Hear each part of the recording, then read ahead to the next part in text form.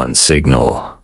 60 seconds. An impossible challenge in radio operator intercepting orders that changed the course of the war forever. While the front lines fought with steel, a silent war was waged across the invisible spectrum of the airwaves. Military analysts said it couldn't be done. They claimed the orders were too fast and too complex to be caught in real time. The odds were 10,000 to 1. A single operator faced a numerical disadvantage that should have rendered his equipment useless. But on June 14, 1942, everything changed when a critical situation required an action no manual had ever described. Every expert predicted failure, believing the encryption was an unbreakable wall that no ear could possibly penetrate. What happened in the next 10 minutes would completely rewrite the book on signals intelligence and electronic warfare. Because this operator didn't just survive the technical onslaught, he achieved the first live tactical intercept of a high command order. The method he used. It's a mystery element that remained classified for decades, proving that the human ear is the ultimate filter. One signal. 60 seconds. An impossible challenge in radio operator intercepting orders that would save an entire convoy from certain destruction. Our story begins in the damp, cramped quarters of a coastal intercept station, where the silence was often more terrifying than the noise. This is Corporal John Evans, a man with a background in musical theory and an uncanny ability to hear patterns and chaos. The Germans were using short signals, bursts of data so brief that Allied direction finders couldn't lock onto them. To intercept these, an operator had to be tuned to the exact kilocycle at the exact microsecond the transmission began. On paper, the British equipment lacked the snatch speed required to catch a transmission lasting less than 1 second. High Command had written off the possibility of live intercepts, choosing to rely on delayed decryption from Bletchley Park. But Evans knew that by the time Bletchley cracked the code, the ships would already be at the bottom of the ocean. He began to study the fist of the German operators, the unique rhythmic signature ID.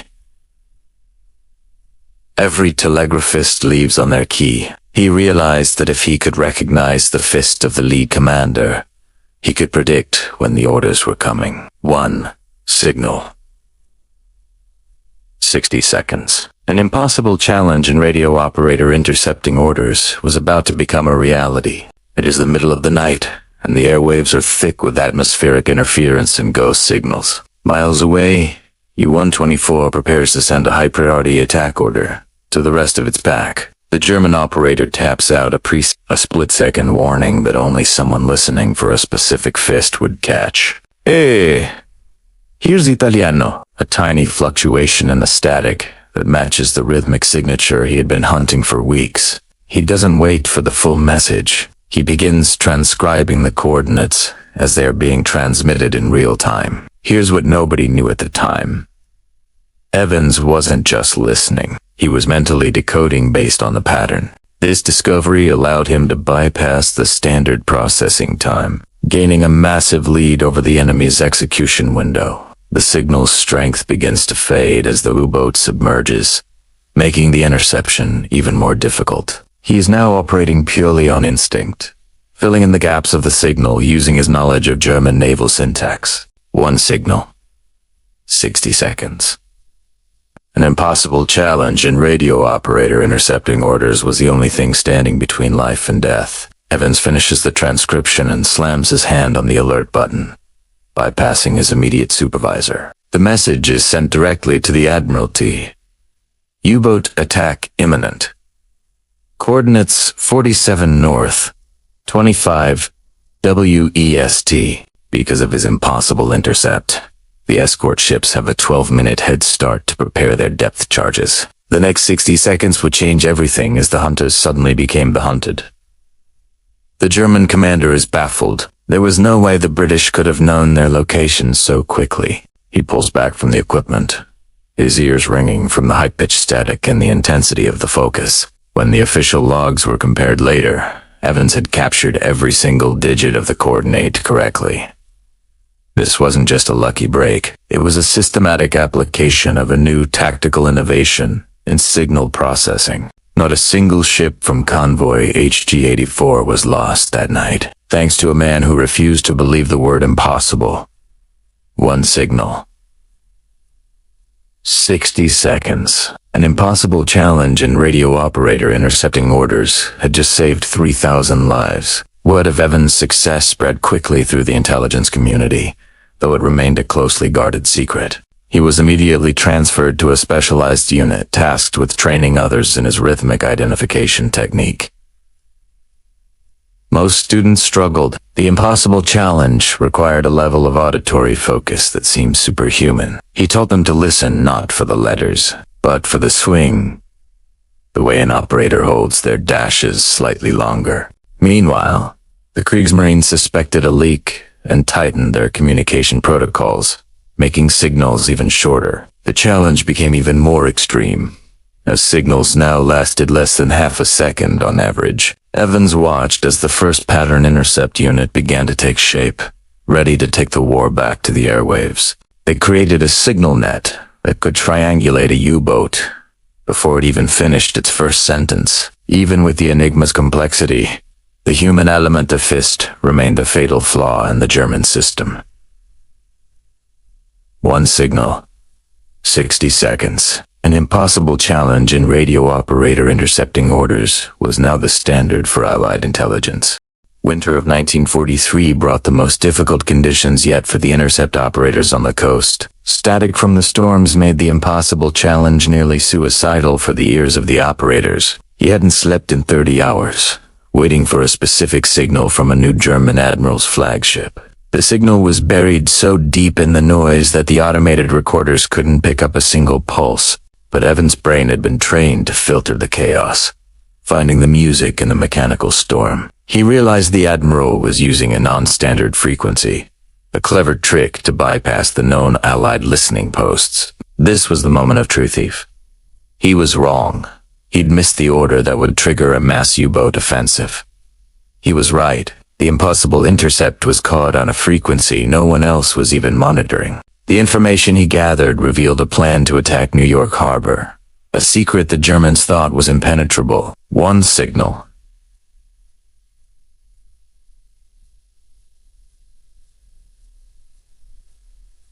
"60 seconds. An impossible challenge in radio operator intercepting orders had just prevented a strike on the American mainland. As the tide of the war turned, the role of the radio interceptors became the unsung hero of the naval victory. The tactic was so effective that it was kept top secret 4 years after the war ended to maintain a strategic advantage. This is where it gets really interesting.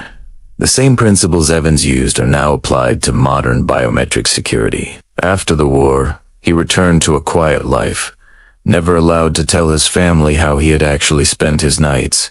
He was a man who saw through the impossible, proving that technology is only as good as the person operating it. His legacy wasn't just in the ships he saved, but in the entire generation of listeners he trained to protect the world. Every time a signal is caught today, a piece of Corporal Evans' original technique is being utilized. He received several commendations, but the citations were vague, hiding the true nature of his impossible challenge. The key he used to practice remained his most prized possession, a reminder of the night he beat the odds. One signal. 60 seconds. An impossible challenge in radio operator intercepting orders that rewrote the history of military intelligence. As the world moved into the Cold War, the lessons of the impossible intercept became even more critical. Scientists tried to build machines that could mimic Evans' ability to recognize a fist, but the human ear still reigned supreme. For nearly 2 decades, the best interceptors were still those who had been trained by Evans himself. "We didn't know who you were," the letter read, "but we knew someone was watching over us from the airwaves." Even in retirement, he never stopped listening, often picking up signals from across the globe just to stay sharp. The technology changed from glass valves to transistors, but the impossible challenge remained the same at its core. Each victory on this timeline can be traced back to the moment Evans decided to ignore the experts and trust his ears. It remains one of the greatest examples of cognitive filtering in the history of human-machine interaction. He didn't just hear the noise. He heard the intent behind it, and that made all the difference. One Signal. 60 seconds. An impossible challenge in radio operator intercepting orders that proved one person can change the world. Today, the Evans method is a foundational case study for signals intelligence officers worldwide. While the technology has evolved, the core principle remains: the human mind can find patterns where machines see only noise. We've seen how one man's refusal to accept technical limitations rewrote military doctrine in the heat of battle. He was the man who caught the impossible, saving thousands of lives with nothing but a headset and a pencil. If you want more stories of tactical innovation against impossible odds, hit subscribe and join our community. But the story doesn't end with a medal. It ends with a change in how we perceive the limits of human focus. Neurologists today study the Evans effect to understand how we can focus on one voice in a crowded room. Thousands of operators were put through the gauntlet, a training course designed by Evans to push their limits. They were told that if they could master the impossible challenge, they would become the most valuable assets in the fleet. One signal. 60 seconds. An impossible challenge in radio operator intercepting orders was the ultimate test of an operator's soul. Inside these walls, they still talk about the night of the silent convoy as a miracle of signals intelligence. For years, the official record claimed the U-boat was found by radar, a lie told to protect Evans' secret method. Radar couldn't see underwater, but the radio waves could hear the boat's intention before it even dove. Look closely at the handwriting. You can see the pressure increase as the transmission reaches its climax. Those smudges are the physical evidence of a man operating at the absolute limit of human capability. The spirit of the interceptor lives on in every hobbyist and professional who refuses to let a signal go. We are surrounded by invisible orders and hidden data. Most of us just don't know how to listen for them. But John Evans knew. He knew that the air was full of secrets, waiting for the right person to catch them. He proved that there is no such thing as an impossible signal, only a signal that hasn't been understood yet. One signal. 60 seconds. An impossible challenge in radio operator intercepting orders that saved a nation from the shadows. To find the truth about Evans, we had to dig through declassified files at the National Archives. Even the records were careful, never fully explaining the rhythmic identification until 2005. The building is gone, but the air still carries the echoes of the signals he once chased through the night. Did you know that over 40 convoys were diverted based on intercepts from Evans' specialized unit? Thousands of sailors came home without ever knowing they owed their lives to a radio operator in a shed. Today, our signals are encrypted by mathematics, but the human element is still the weakest and strongest link. He remains a titan of the silent war, a master of the invisible, and a hero of the impossible. We honor his sacrifice and his genius by telling his story today. Don't miss our next deep dive into the innovations that won the war. Subscribe and click the bell. One signal, 60 seconds. The impossible challenge in radio operator intercepting orders. Never forget the man who heard it all. The archives at Bletchley Park still hold the original technical drawings of the antenna arrays Evans modified for better gain. These documents show how he manipulated copper wire and positioning to filter out the static of the crashing Atlantic waves. It wasn't just a talent for hearing. It was a deep, intuitive understanding of the physics of radio propagation at high altitudes. Even today, amateur radio enthusiasts attempt to recreate the Evans array to see if they can match his legendary reception. Most find that without the specific rhythmic training, the hardware alone cannot separate the message from the background noise. This reinforces the core lesson of the entire war.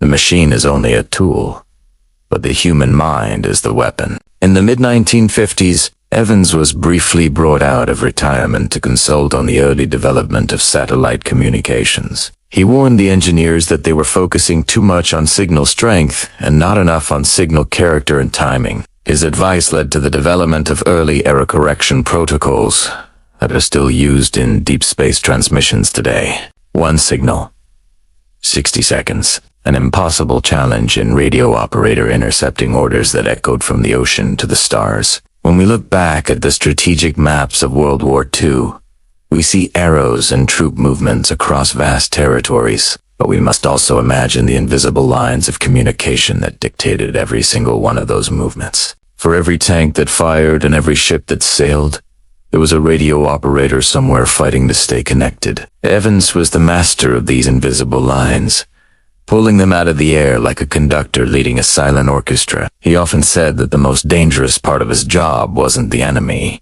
but the fatigue that made his ears play tricks. To combat this, he developed a series of breathing exercises that are now taught to modern tactical dispatchers and controllers. These techniques allowed the human brain to maintain peak auditory processing for hours under extreme environmental stress. It is a testament to his genius that his contributions spanned from technical engineering to human psychology and biology. His life serves as a reminder that the most significant breakthroughs often come from the most unexpected individuals in the room.